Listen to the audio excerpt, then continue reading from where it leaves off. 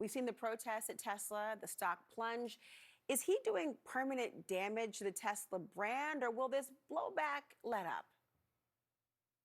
Well, at this point, I think it's fairly clear that it's a pretty deep amount of damage, and how permanent it is still yet to be determined. But, I've been warning about this for a long time now, well over a year.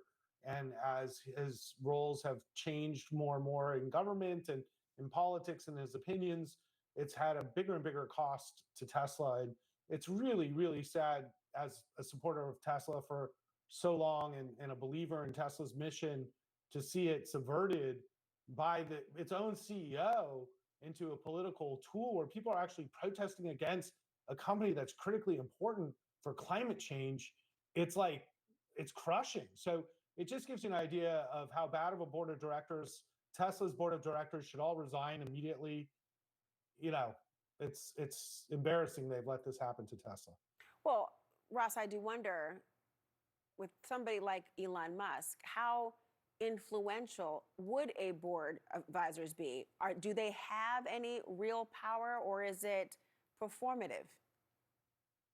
Well, yes, they have power because board of directors choose management at companies, and that's the way it works. And Elon only owns 13%.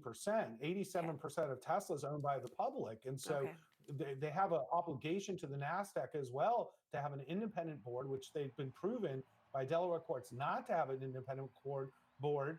Not to mention the board members have been selling stock left and right into this decline. But, it's cost my clients, at least 25 to 40 million in just the last few weeks, and we've been trying to divest ourselves of Tesla, but over the years we've accumulated so much. And so people are losing real money because of this. And I know at first there was a euphoria about winning the election, but it doesn't change the business that Tesla's in. And now the fact that it's become a political punching bag is going to cost shareholders more, I fear. Can Tesla course correct? I think it can, because it still makes the best products. I mean, this is the craziest thing.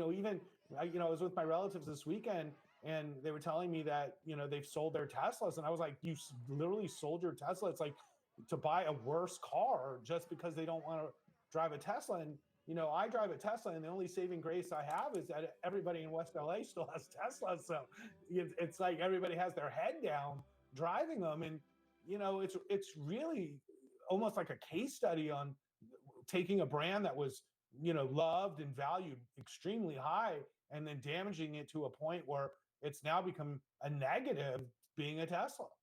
Ross, I want you to listen to what Elon Musk said about how long he'll be working on DOGE. You're going to go another year? Yeah, I think so. Final report, middle of next year?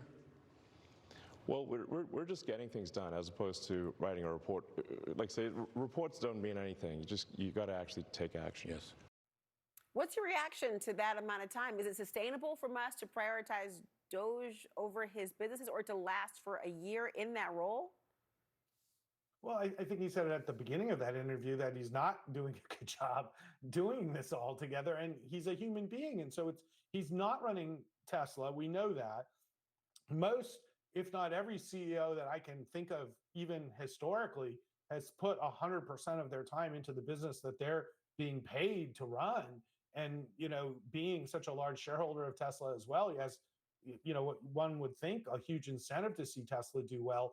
But he's basically like the president of the United States now. He's paid his way into being so high up there in the Trump camp. He's literally like traveling next to Trump. So this is power like he's never seen or had before.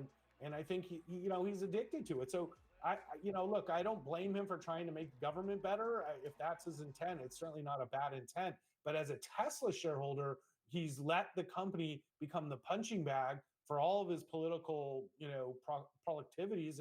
And not to mention, the company itself has so much to accomplish, and they're not on track to accomplishing these things. So still got to sell cars. We've got to make autonomy work.